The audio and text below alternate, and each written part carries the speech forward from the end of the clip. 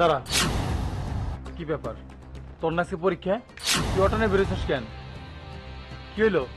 চুপ করেছিস কেন? কথা কও। অটো নিয়ে কেন বেরোইছি জানতে চাও? আমার সৎ মা। এই যে বেলা 10টা বাজে গেছে, এখনো সতীনের মেয়ের বাইরের খবর নাই। নিশি, ঘর থেকে কি বাইরাবি নাকি চুলের মুঠি ধরে বাইর করমু? ততবার মাইন না খাইলে ভাল লাগে না।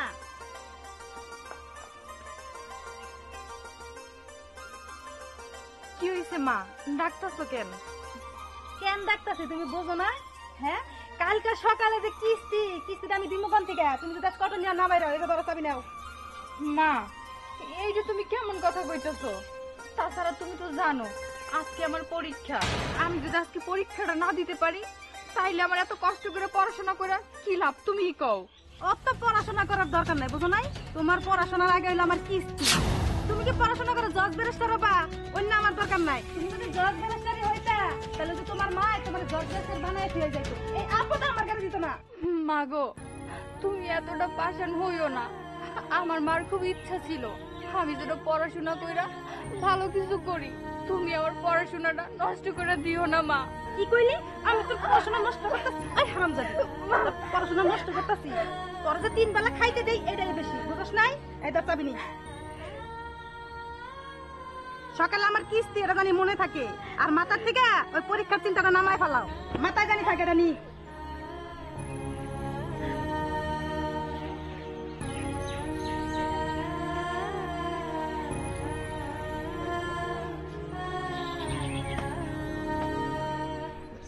এখন তুমি তো ভাইজান, আমার অটো চালানো ঠিক নাকি আমার পরীক্ষা দেওয়া ঠিক?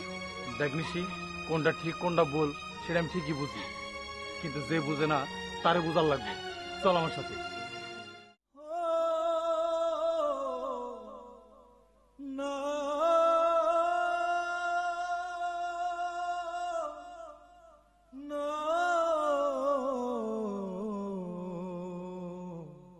চাচি, চাচি, কই তুমি? কি ব্যাপার বাবু, তুমি এই বাড়িতে? হ্যাঁ, আমি গেছি। আচ্ছা, তুমি কেমন মানুষ কও তো? আজ তোমার এটার পরীক্ষা, তুমি তারে পারে চড়া চালাইতে কেন? এমনটা কেন করছো তুমি? দেখা বাইস্তা, তোমার একটা কথা কই, এমন কি লেগা করলাম এটা পরে কই। আমার সংসার আমার চালান লাগে, আমি বুঝি যে কি লেগা করলাম, বুঝো নাই? তোমার এত বুঝা কাম নাই বাপু, তুমি কি লেগেছো এটা কও। আমি ওর জন্যই আসছি, ওর পরীক্ষা, আর তুমি ওর পাড়ে চড়া চালাইতে। ওর মায়ের অনেক স্বপ্ন ছিল ওর লেখাপড়া শেষ করে ওর বড় কিছু বানাবো। তুমি সেই স্বপ্নটা মাটি দিয়ে ওর যে তুমি অটো চালাইতেছো। তোমার যদি এতই টাকার দরকার হইতে পারে তুমি আমার কইতে পারতা, অন্তত আজকের দিনের জন্য মায়ের ছাড় দিতে। এই আজকের দিনেও তুমি তার এবার চড়া চালাইতে কেন? এত তোমার কেন টাকা লাগে? তোমাদের তো কোনো কিছুর অভাব নাই, এত কিছু থাকার পরেও তুমি ওর দিয়ে অটো কেন চালাও? কেন ভাইজান, তুমি এখনো বুঝতে পারো নাই?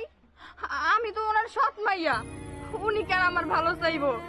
আমি যে ওনার সৎ মাইয়া, শুধু উনি কেন, কোন সৎ মাই তার সন্তানের ভালো চায় না। আর ঠিক উনিও এই কাজটা করছে, উনিও আমার ভালো চায় নাই। এই যে শোন, এত কথা কই না, ওরা কিন্তু তোর মায়ের পেটের ভাই না, চাচা তো ভাই, বুঝা হই না কথা কইস। সন্ধ্যার সময় কিন্তু আমার কাছেই খাইতে আবা, চাচা ভাই কিন্তু খাওয়ান দিব না। সন্ধ্যার পরে কিন্তু আমার ঘরেই ঢুকতে হইব, বুঝো নাই? ঢুকবো না, আজকের পর থেকেও তোমার ঘরে ঢুকবো না। ওর দায়িত্ব সবকিছু আজকে থেকে আমি নিলাম। ওর লেখাপড়ার দায়িত্ব যা করা লাগে সবকিছু আমি ওর জন্য করবো। এই জেলখানায় ওর আর ফিরে আসতে দিব না। যেখানে মানুষের কোনো দাম নাই, যেখানে শুধু টাকার দাম, সেই বাড়িতে ওর থাকার কোনো দরকার নাই। ওর মা মারা গেছে তো কি হয়েছে, ওর ভাই আছে।